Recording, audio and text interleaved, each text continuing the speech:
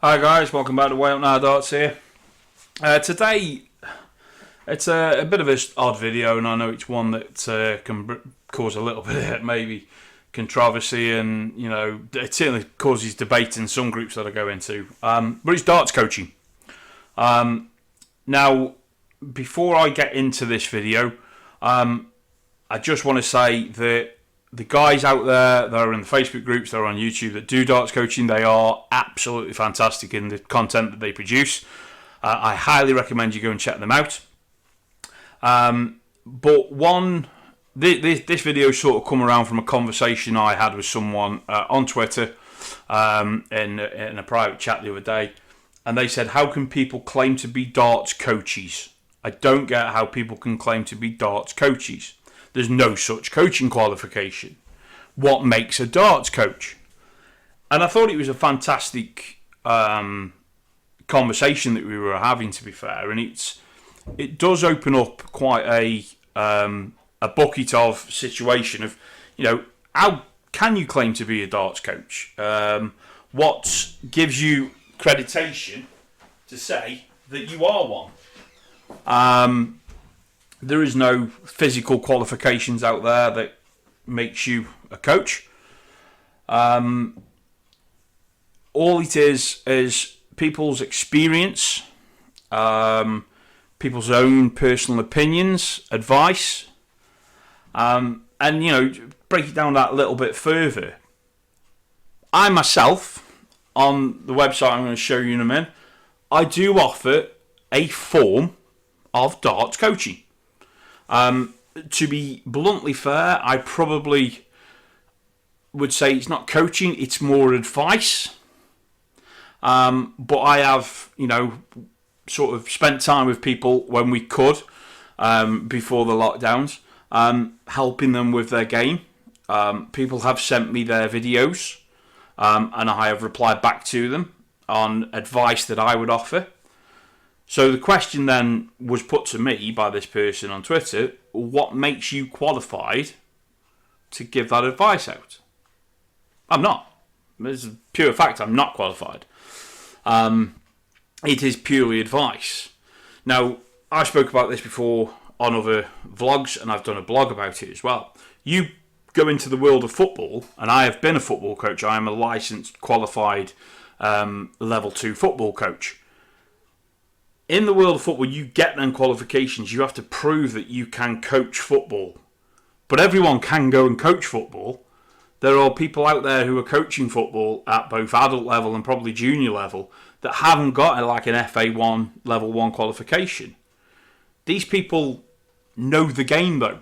They understand the game. They can talk the game. They've got experience in the game.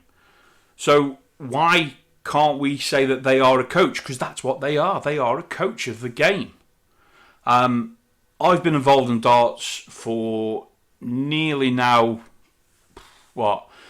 13 years, maybe 14 years. I've had the privilege to practice with some of the best dart players in the world. I've had the privilege to practice with the best dart player in the world. I have played players at tournaments. I have beat some pro players as well. That's experience. And I think, I take that and I try and put it into my game. Now, I've stepped away from darts, I've come back to darts. And on both times I've done that, I've adapted the way I play. And I also try and take some of my footballing coaching into my game now. So this video is basically just explaining that Darts in Stoke offer darts coaching, but we aren't qualified coaches because there isn't such a qualification out there. Now, the JDC accreditation, that is basically helping you to coach, or explain the game, should I say, to the younger generation coming through. Is that coaching? Yeah, I think it is, and I think at the same time, anyone can go and coach younger players in darts and pass on their wisdom, their experience, their knowledge. So this is what I'm trying to get across here. I know I'm going to get probably a little bit of rap for this video, and that's fine because it'll just generate a good bit of debate. But when I put a post out the other day on Twitter with the darts coaching page, I got some feedback which basically, didn't aggravate me as such, but I wanted to explain why I offer this and what it is I'm offering. Excuse me. Okay, so I'll just head over to the page. I've done a lovely little play on words there. So, Stoke, stance, throw, hockey presence, killer instinct, event preparation. Probably not brilliant, but I think they are fundamentals of getting into coaching or what you need to put across as you're coaching darts. So we all know the stance is, a big part of the game. I don't think it matters who you speak to. I think the darts community is very divided on that one. So I think there's quite a lot of people who think you need to be upright, both feet flat on the floor, shoulder width apart. And then there's another side of the coin where people are saying, well, you need to have that little bit of leverage, so your back foot off the floor a little, leaning in to the throw. I've done both techniques in the past. My technique is that I do raise my back foot up. I have an Achilles tendon injury, so it suits me better to raise my foot up. I get less aggravation in my Achilles because of that. But again, the stance is your stance. It's your stance. People out there will tell you this is how you need to throw. No, they can't say this is how you need to throw. This is how you need to stand. What they need to say to you is, I would advise this stance. Try it. If it doesn't suit you, do what you do naturally and throw comfortably. Brings it on to the next one. Throw. Arm movement. I see day after day in Facebook groups people saying, can you look at my throw? Can you tell me what I'm doing wrong? Can you check my mechanics? Can you let me know whether I'm releasing the dart too late, too soon? That's your throw. You've developed that. Yes, over maybe a period of 6 months, someone can tell you, right, bring your arm up, stop, make sure it's in an L shape, hold it, and then release the dart. I said that to someone recently. I felt that when they brought their arm back, they released it a bit too quick. I thought if they brought the arm back and held it and let go, they might get more joy from it. I haven't heard back from them. I don't know if that is the case. But it's their throw. That is their throw. So their stance is their stance. Their throw is their throw. All we can do is offer a little bit of advice. But I think, for me, it's the mental side of throwing the darts. So someone said to me a while ago that the darts keep going into the 5. Is it because of their dart setup? Well, no, I don't think it is. And I said to him, are you approaching the hockey? And when you're approaching the hockey, are you automatically thinking, don't hit the 5? He's like, yeah, I am. So there's your problem. I said, automatically your brain is thinking, don't hit the 5, don't hit the 5. Oh, there's the 5. Because you will look at it. And it is about that coming into the next one, which is your hockey presence. So when you come up to the hockey, you need to be confident. You don't need to think about what you have hit previously. You don't need to think about what you're going for. You just need to come up to the hockey, show a bit of confidence as you come up, get your stance right, get your throw in, and throw. One advice that was given to me last year, which is the best bit of advice that I have taken on, I don't look at averages anymore. A lot of people are obsessed with averages. If I'm not averaging 80, I'm not going to be any good. Oh, I can't play him because he's a 70 average and I'm only doing 50 average.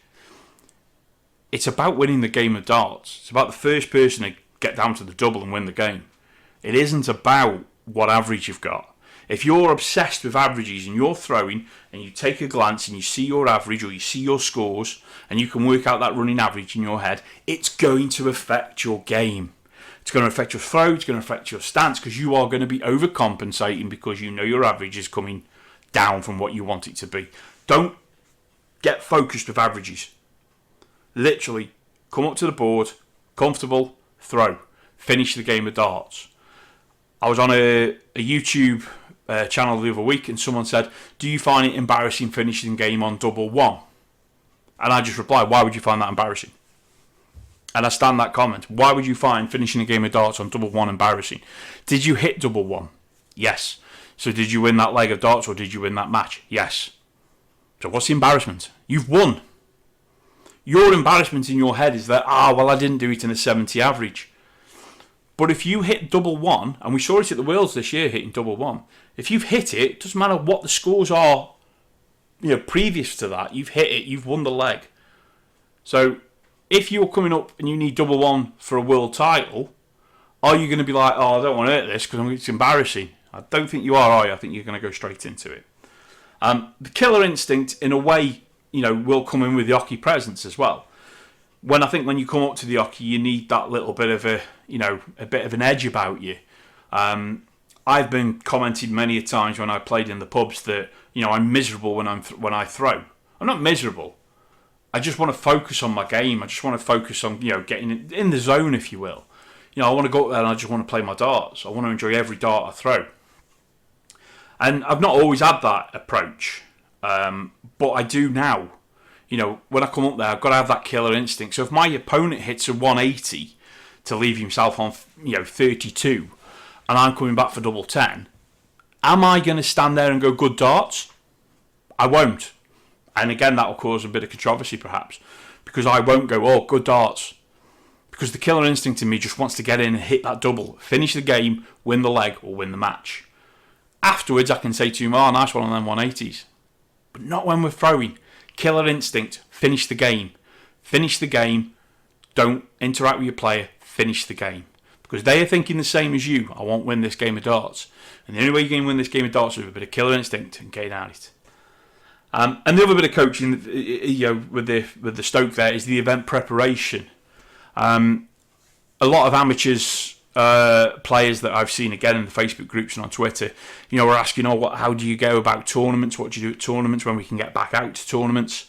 And I've had this situation. I've been to tournaments where I've sat around for nearly 2 hours before my game. It can be mentally draining. But there are ways you can prepare for that.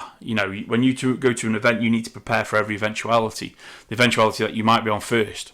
The eventuality that you might not be on for at least an hour and a half. The eventuality that you might get a bye in the first round and your opponent not turn up in the second round. I have had a friend that happened to once.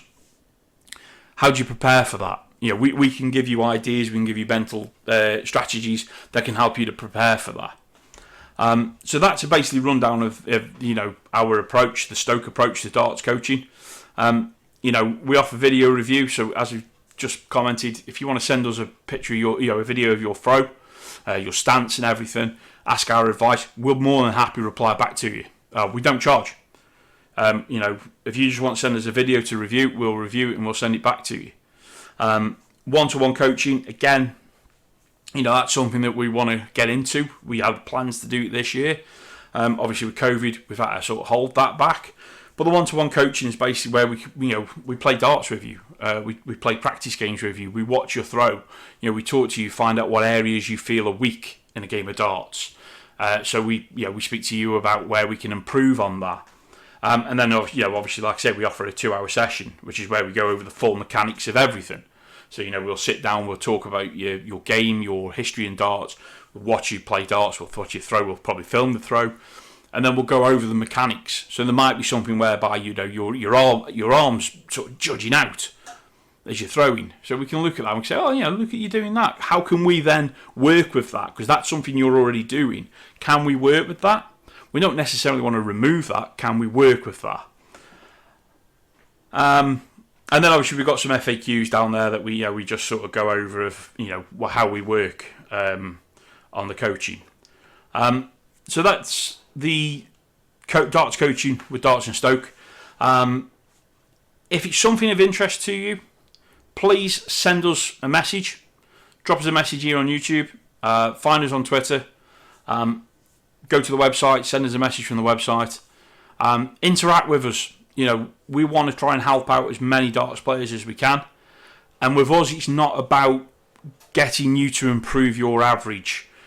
It's about getting you improve the way you want to throw darts, your mental approach to throwing darts, if that makes sense. That's what we look to get out of the darts coaching. So yeah, thanks for watching this video. If you found it interesting, hit the thumbs up. If you think it's an absolute load of you-know-what, hit the thumbs down. I don't mind. But talk to us. Let us know in the comments what you think about darts coaching. Let's start getting, some discussion going about it. If you haven't already, please subscribe to the channel. As you'll see coming up in a minute, we are doing a Go Darts Pro giveaway when we hit 180 subscribers. We are giving away, courtesy of GoDartsPro.com, a 6-month premium membership when we hit 180 subs. We will be doing a video more on that in the coming week. But the moment we hit 180 subs on this channel, we have got a 6-month premium membership for GoDartsPro.com. Obviously, GoDartsPro.com allows you to do practices, follow your stats, use the virtual coach on there as well, which is really good. Helps your game, helps me out as well. So yeah, really good giveaway. So just drop a subscribe, and you'll be in the running for that when we hit the 180. So thanks very much for watching, and everyone, just mind your Rockies.